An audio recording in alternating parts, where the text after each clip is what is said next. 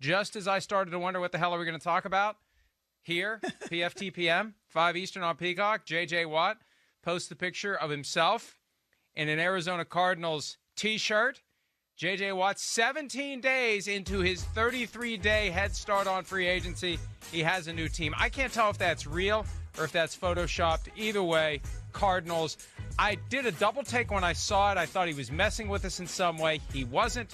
He has signed with the Cardinals. Charean, good afternoon. And what was your first reaction when you saw that tweet? Surprise, Mike. Surprise for what they're paying him, and surprise that it was the Arizona Cardinals. I mean, when we went on with Miles and did our picks, right, we picked 9 teams. The Cardinals were not among those 9 teams that we picked. So total surprise out of the blue that the Cardinals are the team. But I thank J.J. Watt for doing something today, because I always laugh when people ask me, what do you do in the offseason? Well, there's something every single day, it seems.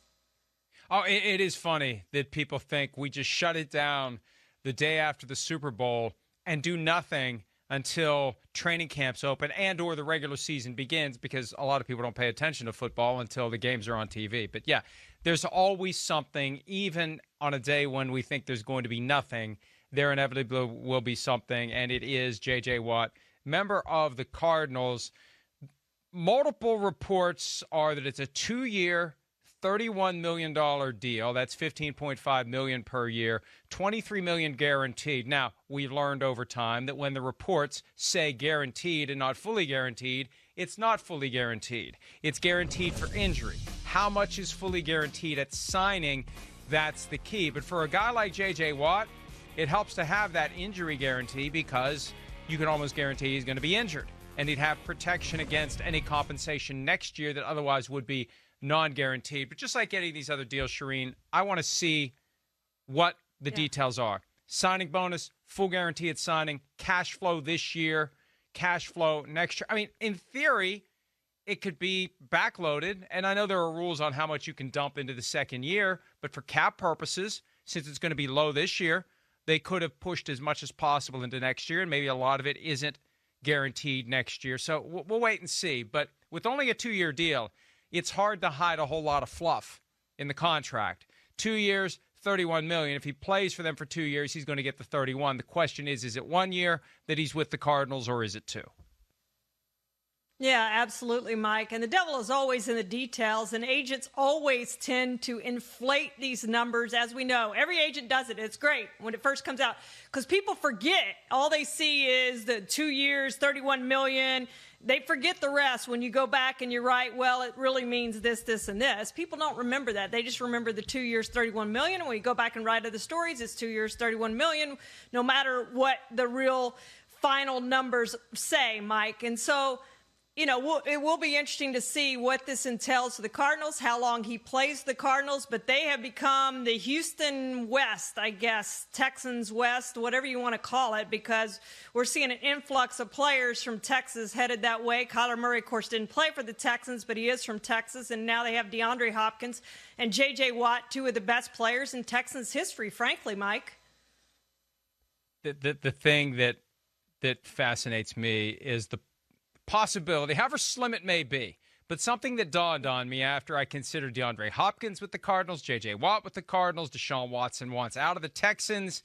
Could the Cardinals become intrigued by the possibility of a flip-flop? Kyler Murray for Deshaun Watson. Reminds me a lot of the old Dan Pastorini for Kenny Stabler trade back from our childhood, and I remember how stunned I was when that happened. Straight up, quarterback for quarterback. I think the chances of it happening are ridiculously small, but it's hard not to at least think about it, because it would put Kyler Murray back in Texas, and it would put Deshaun Watson back with DeAndre Hopkins and J.J. Watt, and it would give him what he wants, his ticket out of Houston. Now, Kyler Murray may not want to be a Texan. That's a different issue altogether, but it's hard not to at least think about that when you consider that Hopkins got what he wanted, his reunion with J.J. Watt, and we have Kyler Murray. He tweeted something today. Let's see what it is. I haven't seen it yet, full transparency. And here it is. Here it is. Here it comes. I mean it this time. Here it is. Kyler Murray with J.J. Watt. When Kyler Murray was a senior in high school, that's also Karl Anthony Towns, with J.J. Watt. J.J. looking a little large there. I don't know, maybe it's just a bad camera angle, but he is large. He just looks a little larger right there. Kyler Murray, not large next to J.J. Watt or next to me, as the case may be, yeah. Charean. But, yeah, they are teammates. They are teammates at least for now. But in this crazy upside-down offseason, I will rule out nothing, not a thing. And the chances of Kyler Murray and Cliff Kingsbury separating are very, very, very, very, very, very slim. But it's fun to think about Deshaun Watson to the Cardinals and Kyler Murray to the Texans because really, as the Texans go, when you're talking about a straight-up quarterback-for-quarterback deal and replacing what you have with another guy who is a rare talent, there aren't many guys out there that would suit that, and I think Kyler Murray would. I think the Cardinals would have to throw in something else. They don't have David Johnson anymore to throw in. I'm kind of saying that jokingly. I think there's got to be somebody else that they have whose contract they want to get rid of. Yeah, right. Exactly.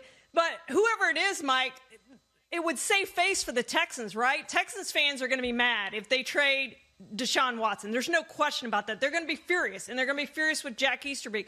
But if you brought in a player like Kyler Murray, who grew up in Texas, who played at Texas A&M briefly before going to Oklahoma, who has ties, deep ties to the state of Texas, plenty of Texas fans would be thrilled with this if Kyler was thrilled with going to Houston. But Texas fans, I just think it really makes sense if you're going to trade Deshaun Watson, and it's obvious to everyone except the Texans that they're going to have to do that. This totally makes perfect sense. And it upgrades the Cardinals, too, because we all think Deshaun Watson has done more so far in his career than Kyler Murray has, right? So I think it would be an upgrade for the Cardinals. So it does make sense. I don't think it ever happens, but it does make perfect sense to me that would be a trade that would work out for both teams. We don't see many trades that work out for both teams. We saw the Diggs trade last year worked out for Minnesota, obviously, with the draft pick they used and Justin Jefferson, and it worked out for the Bills because Diggs had a great year for the Bills. So not many of these do. That would be one I could see working out for both teams, Mike. Yeah. The wild card, though, would be Kyler Murray. Does he want to do it? And even though he doesn't have a no-trade clause, you don't want a franchise quarterback who doesn't want to be with the franchise. And also, he could always say, see you later, I'm going to play baseball. That would be the other risk that the Texans would have to assume. Now, they could collect some money back from Kyler Murray. He's got 2 years of signing bonus that, to date, he has not yet earned. But even then, you're right, the check, if you're getting some big signing bonus to go play for the A's or whoever would hold his rights right now in baseball. Remember, he was a top 10 draft pick in the MLB draft, and that leverage always exists that he can say, see you later to football. And, look at it this way. He can go to the Texans for 2 years and then just leave at that point and owe them nothing if he decides to go play baseball because there would be no repayment obligation in his fifth-year option. So, again, it's just something I thought of. And it does make sense for the Texans, and you could argue it makes sense for the Cardinals. And the only person it may not make sense for is Kyler Murray, and it's fairly important that it would make sense for Kyler Murray. DeAndre Hopkins has to be happy. We first had the possibility of J.J. Watt on the Cardinals' radar screen thanks to DeAndre Hopkins' tweet, which was a perfect Photoshop in the Cardinals uniform, complete with the Larry Wilson number 8 tribute on the jersey. So Hopkins ahead of his time on this, and Hopkins gets his wish, a reunion with J.J. Watt. That was very well done. That was right out of the gates. That was day one. That is some excellent Photoshop work. I did a double take because it kind of looks like a Texans dark blue, like really dark. I was like, what is that? And then I saw the Cardinals logo on Hopkins' jersey. I saw the 8-ball on the left shoulder of Watt. It's like, holy crap, they did some sort of a Photoshop with him in Cardinals gear, and well done there, and well done, Cardinals. You got J.J. Watt. Here's the other thing I'd like to know, Charean. What was the next best offer for J.J. Watt? Was there someone else offering 2 years, 30? Was it 2 years, 25? How were the Cardinals positioned with another team, and were they ultimately bidding against themselves to pay that kind of money to get J.J. Watt? Because I feel like instead of him chasing a potential championship, he chased the almighty dollar, which is perfectly fine. Got no problem with it. I'm a capitalist. But it feels more like instead of saying I'm going to a place where I think the deck is stacked in my favor to get a ring, I'm going to a place where I'm going to get some coin instead. No question about it, Mike. I mean, if you're going to go to a contender, right, you're going to go to Tampa, you're going to go to Kansas City. I mean, there's Green Bay, there's multiple places that I would have picked over the Cardinals. Not that they're not going to be in contention, because I think they have a pretty good roster, but they just haven't shown that they're ready to take that next step. I mean, they went 8-8 and didn't even make the postseason this year. So there were other places that J.J. Watt could have gone that perhaps could have gotten him to a Super Bowl quicker than the Cardinals. And it is obvious that he probably went for the money, Mike. And I will be curious, like you, how many teams got in on this? How many teams were truly offering good money to J.J. Watt? Perhaps this was the only offer of big money that he had, and so he took it, and that's fine. But, you know, to say you're going to a contender, I'm not sure that quite worked out like that. Now, he did say he wanted to go to a place that had a quarterback, so it's obvious he has a belief in Kyler Murray like a lot of people do. He did make his first Pro Bowl this year. So, but Kyler's got to prove it, right? He's got to prove it in the postseason, which he hasn't done yet. So we'll see how that works out. But I would have picked Pittsburgh, perhaps, joining his brothers. I know the cap problems they have. Tennessee made sense to me because Mike Vrabel's there. This just was not even on my radar of teams that I would have seen J.J. Watt going to. Well, I thought Buffalo. I thought Cleveland. Buffalo, perhaps. Right? Green Bay. Both of them are more viable contenders when you consider the division. Rams beefing up with Matthew Stafford. Seahawks, unless they trade Russell Wilson. 49ers, if they're healthy. The Cardinals could end up in fourth place. They could be an improved team and be in fourth place in their own division. And, you know, now that there are 3 wildcard teams, it is possible that one of these divisions could send all 4 teams to the playoffs. And if any division would do it, it would be the NFC West. But I just think this is more about understanding there's only so much you can control. There's only so much of a difference one guy can make. So since I can't force the road to the Super Bowl through my own backyard, I can't control it as one human being on a football team. Let's just go get paid with a team that we think is reasonably in contention. And if it works out, it works out. If it doesn't, I got a lot of money for the physical risks and sacrifices that I take every time I step onto that field. And we know with J.J. Watt, that's a significant thing. Now, in the Photoshop that we had of J.J. Watt with DeAndre Hopkins, he was wearing number 99. That may be a problem, as pointed out by Darren Urban of the Cardinals and others. 99 is retired by the Arizona Cardinals. Marshall Goldberg, Elkins, West Virginia native, which I did not know until right before the play. And there he is. Marshall Goldberg, skinnier than me, running the football, no face mask days with the Chicago Cardinals. This is why, frankly, Charean, I'm not a big fan of the retired jerseys, because you will eventually get to a point where people will be like, who? I was like, who? Sorry, I'm not the football historian that Chris Sims is, but I bet he doesn't know who Marshall Goldberg is either. And hell, I live an hour from Elkins. I should know that. I said, you know, maybe I've driven to Elkins and there's a big sign that says home of Marshall Goldberg, and it's just never registered that he was an NFL player who has his number retired by the Chicago Cardinals, now the Arizona Cardinals. But, you know, at some point you run out of numbers you can retire. It's always something that's kind of made me nervous in an OCD kind of way. Like, at what point do you have to say, remember that whole thing with retired numbers? We just have to not do that. And in this case, J.J. Watt's going to have to pick a different number. I love what the Cowboys do. They don't retire numbers. So 12 hasn't been worn since Roger Staubach, but if you had a quarterback coming in like a Trevor Lawrence and he asked to wear 12, I bet the Cowboys would do it. 88 has become a very historical number for the Cowboys. You know, we've seen Dez and Bob and Michael Irvin and all these guys wear 88, and it's become a traditional number. Drew Pearson just went into the Hall of Fame with 88. I like that kind of thing, Mike, where you kind of hand down those great numbers, and you only do it to great players, because we want to see J.J. Watt, right, in a 99 jersey. Is there any possible way they can waive this and say, we're going to let him play in 99? Can you unretire a number? I don't know if it's ever been done before. Oh, it has been. Peyton Manning, when he went to Denver, okay. he talked that's to right. Frank Tripucka. And I'm just going to say it because I didn't like it then, and the passage of time does not make me like it anymore. I don't like the idea that Peyton Manning puts the muscle verbally on Frank Tripucka, because what's Frank Tripucka going to say? No? You put him in a tough spot. You ask him if you can wear his number. He's not going to say, you know what, they retired my number. You come off as petty. If you say, well, you know what, it is my number, and I'm not going to let you wear it. Now, one of these days, I'd love to see a Colts player, number 18, ask Peyton Manning, hey, can I wear your number, and see what Peyton Manning would do. I just don't like that. And I didn't like it then. I don't like it now.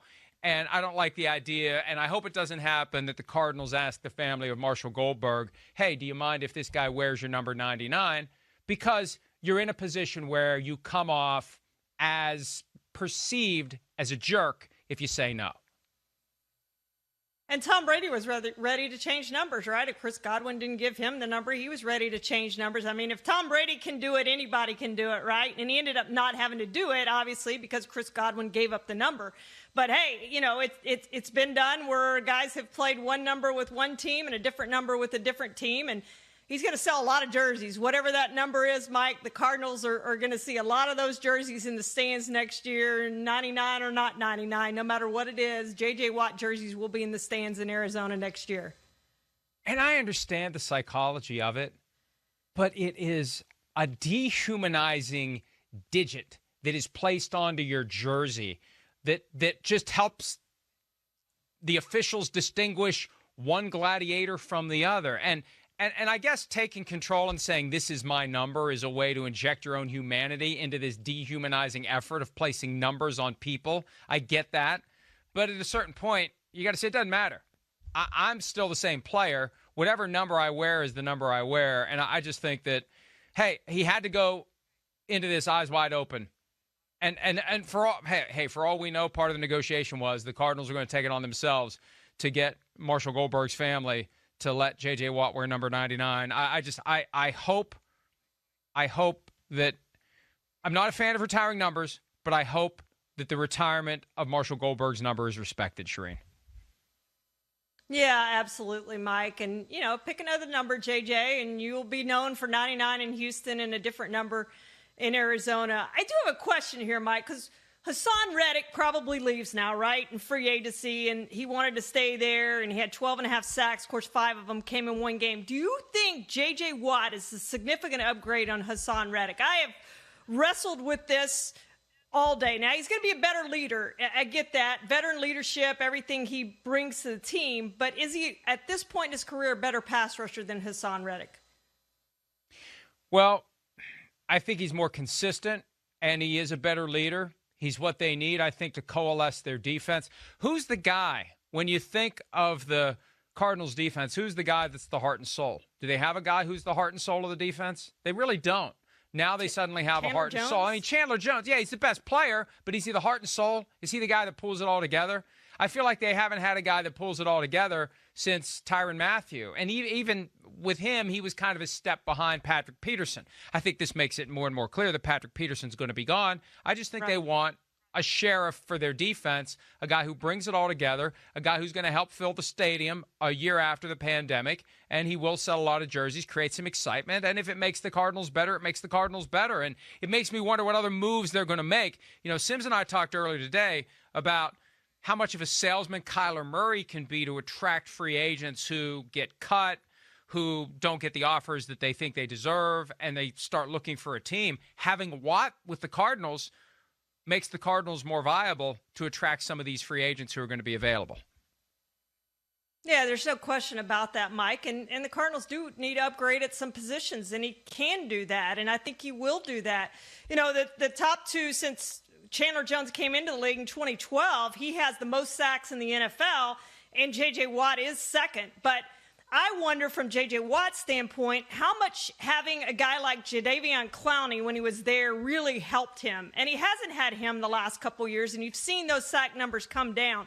So I'm going to be real curious to see if it was the fact that he was getting double-teamed a whole bunch that led to his declining sack numbers over the last 2 years, and whether he will be helped by Chandler Jones. If Chandler Jones could stay healthy, maybe J.J. Watt's numbers go up because they're going to be doubling Chandler Jones. So this could really be a great pairing for the Cardinals and an improvement on their defense. I like Hassan Reddick and what he did, but I do agree with you that J.J. Watt has more leadership, and really that is kind of the guy they can look to on that defense to kind of lift that defense up. Probably, you're right, something that they have needed. Patrick Peterson might have been that guy before his play kind of declined. I'm not sure he's that guy now.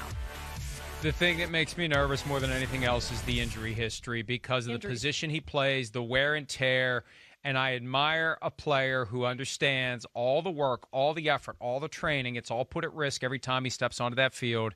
And it's not a matter of if but when. There's going to be another injury that's going to cause surgery, rehab, effort. I think it was a hernia surgery, core muscle injury in Philadelphia several years ago. And I think this was in one of Peter King's columns about just the despair that you feel. And at some point you ask yourself, why am I putting myself through this? But it shows you have a true love of the game.